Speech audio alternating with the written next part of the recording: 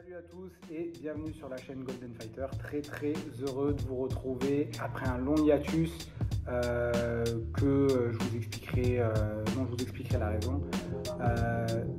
Du nouveau arrive sur la chaîne, ne vous inquiétez pas, il y a un prochain gros reportage qui arrive sur Alex Pereira dans pas très longtemps. J'ai dû combattre un strike YouTube, mais ça va pouvoir sortir, ne vous inquiétez pas.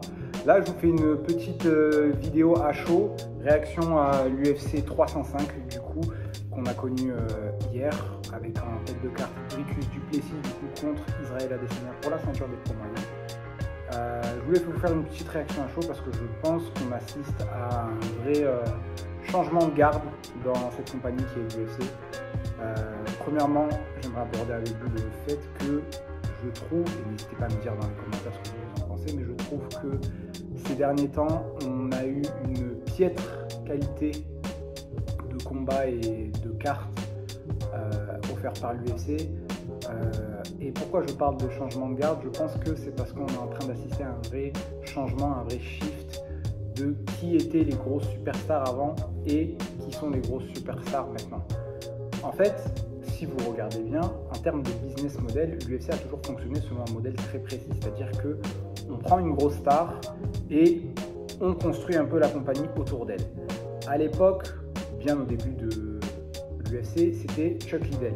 Après, on a basculé sur du John Jones, puis on a basculé sur du Conor McGregor et on a fini par basculer sur l'homme dont on va parler aujourd'hui, Israël Adesanya. Aujourd'hui, on a un vrai changement de garde en fait avec un Conor McGregor qui n'est plus actif et un Israël Adesanya qui est moins actif et en plus de ça qui perd. Il faut réaliser que sur ces derniers combats, Israël Adesanya il est à une défaite contre Alex Pereira, une victoire contre Pereira, puis après une défaite contre Strickland et maintenant une défaite contre Dricus du Plessis.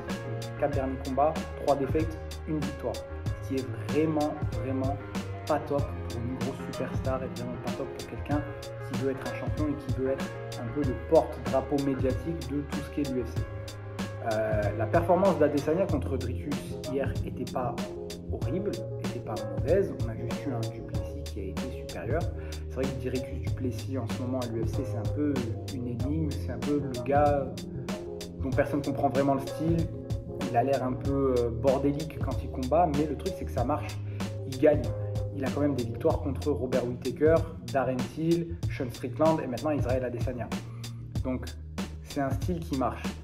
Et maintenant on se retrouve avec un champion qui certes gagne, mais en Dricus du Plessis on ne voit pas vraiment le potentiel d'une superstar, d'une mégastar qui pourrait porter l'UFC. Là où Israël Adesanya, de par son charisme, entre guillemets, malgré moi je viens de trouver charismatique, j'ai toujours plus trouvé cringe qu'autre chose, mais c'est vrai qu'il parlait à une certaine fanbase, c'est vrai que c'était vraiment le champion qu'on pouvait mettre dans les médias mainstream, qu'on pouvait afficher et qui pouvait vendre. En plus de ça, il avait un style qui était très fan-friendly, du coup avec un kickboxing très dynamique, un striking très dynamique. Cependant, comme je vous le disais, il y a eu un gros changement qui s'est passé. Déjà dans la carrière d'Israël Adesanya, à partir du moment où il est devenu champion, il y a eu un vrai changement. Dans le sens où, quand il est devenu champion, on a un peu perdu le Easy qu'on avait l'habitude de connaître. C'est-à-dire le Easy très dynamique, qui avait mis KO Derek Brunson, qui avait fait une guerre contre Kelvin Gastelum, qui avait mis KO Robert Whittaker. À partir du moment où il est devenu champion, il faut se rappeler que sa première défense de titre, c'était Yoel Romero. Et ça restera dans l'histoire de l'UFC un des pires combats qu'on a vu. Puis après, il a eu, malgré la performance contre Paulo Costa qui était vraiment incroyable, il faut se rappeler qu'il y a eu la défense de titre contre Marvin Vettori qui était vraiment bof. Comme performance, ça restait du jab et du low kick. Il a eu sa défaite contre Jan Blachowicz qui, encore une fois, il a perdu parce qu'il a fait du Adesanya, c'est-à-dire du jab et du low kick, dans une catégorie supérieure où il n'a pas pu imposer son style de striker et où Jan Blachowicz l'a emmené au sol et a contrôlé le combat sur les 3 derniers rounds. Puis après, il y a eu la performance contre Jared Cannonier, du coup, qui, encore une fois, était un putain de snooze fest où on avait du jab, du low kick, du jab, du low kick, jusqu'à une décision, ce qui endort la plupart des fans, je parle des fans des casus, pas les fans hardcore. Et après, on a le fameux combat contre Alex Pereira où, malgré qu'on voit qu'il domine, le résultat reste une défaite. Il perd au 5e round. Alex Pereira le met KO technique.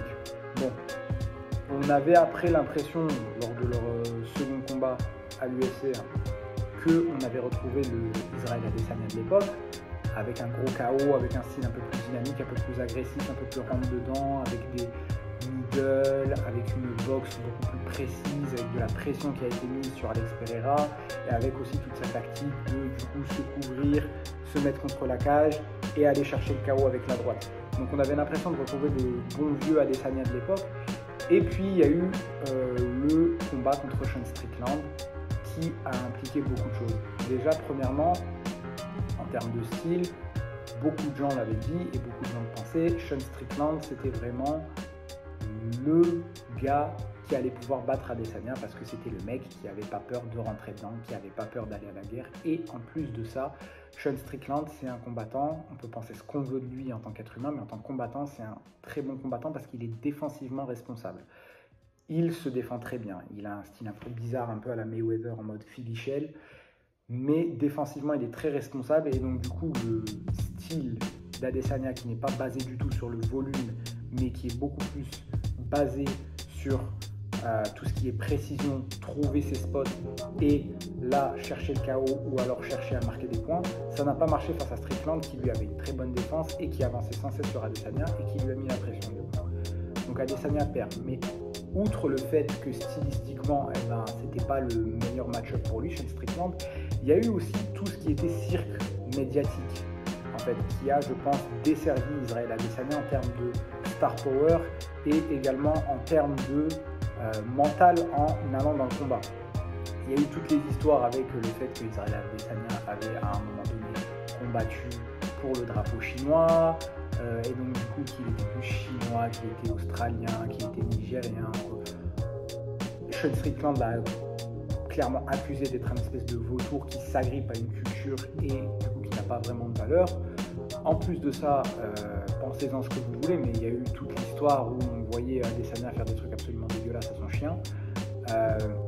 Tout ça, toutes ces choses ont contribué à un peu ternir l'aura d'Israël Adesanya, ternir son star power, ternir son style, et donc du coup les gens étaient beaucoup moins intéressés. En plus de ça, il y a un réel changement dans la fanbase de l'UFC, du coup, qui a été apporté et par des mecs comme Sean Strickland, et par le président lui-même, Dana White, qui s'affiche clairement et fièrement avec par exemple des personnalités comme Donald Trump, comme Kid Rock, comme Tucker Carlson, des personnalités qui sont de droite. Et on remarque un gros changement dans la fanbase de l'UFC qui est beaucoup plus vocale sur le fait d'être une fanbase clairement républicaine de droite qui n'accepte pas certaines choses. Je pense que la fanbase de l'UFC a toujours été comme ça, mais qu'à une époque où aux États-Unis il y avait un président comme Barack Obama et qu'il y avait des forces un peu plus démocrates au pouvoir, c'était un peu plus dur de s'assumer. Maintenant qu'on a une sorte de déliement de la parole aux États-Unis et qu'on a vraiment des langues qui se délient et la parole qui se libère, la fanbase de l'UFC a beaucoup plus tendance à s'assumer. Et donc du coup, vu qu'Israël Adesanya ne rentre pas dans le modèle de la fanbase de l'UFC, encore une fois, ça contribue à ternir, je pense, son star power et ça fait que on a du coup la perte, encore une fois, d'une grosse star pour l'UFC. De plus, on a un Adesanya qui est sur une série de 2 défaites consécutives maintenant. Et là, on a encore une fois un Adesanya qui, sur ses 4 dernières performances, il en perd 3 et il y en a 2 où il se fait soumettre, enfin il y en a 2 où il se fait finir, donc la soumission face à Dricus du Plessis et le KO face à Alex Pereira, et il y en a une où il se fait rouler dessus par Sean Strickland. Il faut l'admettre, c'était clairement un combat sans unique face à Sean Strickland. Je pense qu'Israël Adesanya a dû gagner un round, peut-être 2 si on est généreux, mais il s'est clairement fait rouler dessus. Donc, est-ce qu'on a du coup un champion qui est en train de perdre en performance, qui est en train de perdre en niveau, et on est sur la fin de carrière d'Israël Adesanya? Peut-être qu'on le reverra pour des gros match-up sur des gros pay-per-view, peut-être une revanche face à Pereira si Pereira n'est plus champion, ou peut-être un gros combat, encore une fois, face à un Dricus du Plessis, ou pour une revanche si jamais Dricus n'était plus champion, peut-être un énième combat, enfin troisième combat face à Robert Whittaker si Whittaker venait à perdre contre du Plessis, c'est peut-être une solution à aller chercher. Ou est-ce que vous pensez qu'on va avoir un Israël Adesanya qui va pouvoir remonter la pente, du coup reprendre en niveau, être un peu plus régulier? Moi, je vous l'annonce et je vous l'avoue, je vais être très clair avec vous. Je pense qu'on est plus sur la première solution. Je pense qu'on est sur un Adesanya qui est en fin de carrière. Je ne suis pas en train de dire que 36 ans c'est l'âge le plus vieux du monde, sachant que Israël Adesanya a l'air d'être en très bonne santé. Mais je pense que l'envie n'est plus là. Avoir pris un gros hiatus de 1 an, alors je comprends qu'il a été un champion très actif à un moment donné, mais prendre un gros hiatus de 1 an comme ça, en général dans la carrière d'un combattant, c'est pas la meilleure solution. Dans le sens où ce dont un champion, ce dont un combattant a besoin pour se remettre en selle, justement, c'est du temps dans l'octogone, c'est de l'expérience dans l'octogone, c'est d'être familier avec toute l'ambiance qu'un combat apporte, c'est-à-dire les fans, c'est-à-dire tout le cirque médiatique, c'est-à-dire la fight week, c'est-à-dire faire le poids, avoir l'ambiance des fans quand on combat, c'est des choses qui sont très très importantes à avoir. Et avoir pris une grosse pause d'un an comme ça peut soit faire beaucoup de bien, soit ruiner la carrière d'un combattant. Et je pense qu'on est sur le début de la fin de carrière d'Israël Adesanya, malheureusement, après ce hiatus. En plus de ça, à la suite de sa défaite face à Dricus du Plessis, il a annoncé lui-même vouloir reprendre encore un peu de temps pour lui avant de revenir. Ce qui est encore une fois pour moi pas un bon signe. La dernière grosse star qui a fait ça, c'est Conor McGregor, et ça va faire depuis 2021 qu'on n'a pas vu Conor McGregor combattre dans un octogone ou même dans un ring de boxe, avoir quelques activités qui soient en rapport avec les sports de combat. Malgré qu'on avait eu l'annonce de Conor contre Chandler, ça n'a toujours pas été fait. Donc je pense qu'on est sur la fin pour Israël Adesanya, malheureusement. C'est quelqu'un qui aura donné beaucoup à l'UFC, quelqu'un qui aura donné beaucoup à la division des moins de 85 kg. Je pense que c'est vraiment lui qui a redonné de la vie à cette division à une époque où on n'avait plus un Anderson Silva qui était là pour tenir la baraque. On avait une époque où on avait Bisping qui était champion et Bisping ne rapportait pas en termes de pay-per-view. On avait une époque où on avait Rockhold même avant Bisping qui était champion et ça ne rapportait pas en termes de pay-per-view. Une époque où c'était Whittaker, Romero, bon, des combats très intéressants à voir mais pas du gros star power. Et Adesanya a du coup redonné un second souffle à la division, donc il faut l'en remercier. Maintenant, je pense qu'il est temps pour l'UFC et même pour Israël Adesanya peut-être de passer à autre chose dans sa carrière. Je ne dis pas que je suis absolument contre revoir Adesanya dans l'octogone, c'est pas du tout ça, mais je pense qu'il est temps de se concentrer sur d'autres stars, d'autres gens qui pourraient être à la tête du coup de l'UFC, qui pourraient être les porte-drapeaux de l'UFC. Moi, je pense par exemple à un Thomas Spinal, qui lui pourrait être cette personne si on lui donnait l'occasion.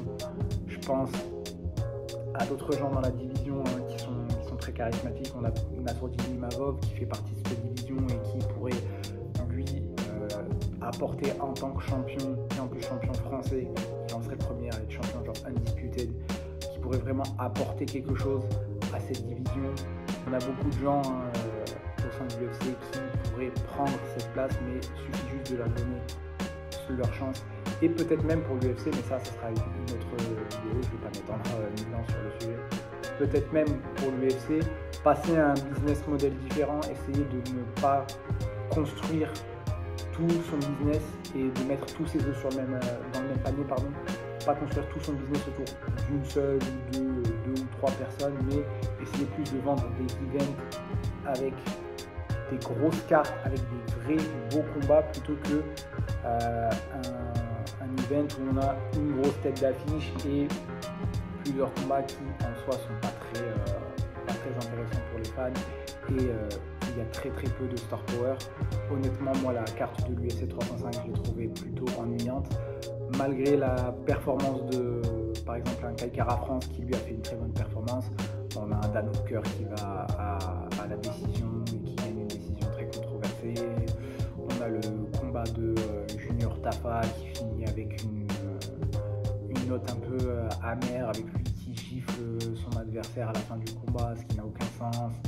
Donc beaucoup de choses qui vont pas, mais voilà, je pense qu'au niveau d'Adesanya, on commence à être sur le déclin malheureusement et qu'il faut passer à autre chose. Du coup, merci d'avoir regardé cette vidéo. Si elle vous a plu, je vous invite à la liker, à la partager, à me dire ce que vous pensez du cas Israël Adesanya dans les commentaires, ce que vous avez pensé du combat contre Dricus, et pour vous, quelle est la suite pour Israël Adesanya. N'oubliez pas de me dire dans les commentaires, c'est important pour moi. J'ai été Golden Fighter et je vous retrouve bien vite pour une prochaine vidéo. Ciao!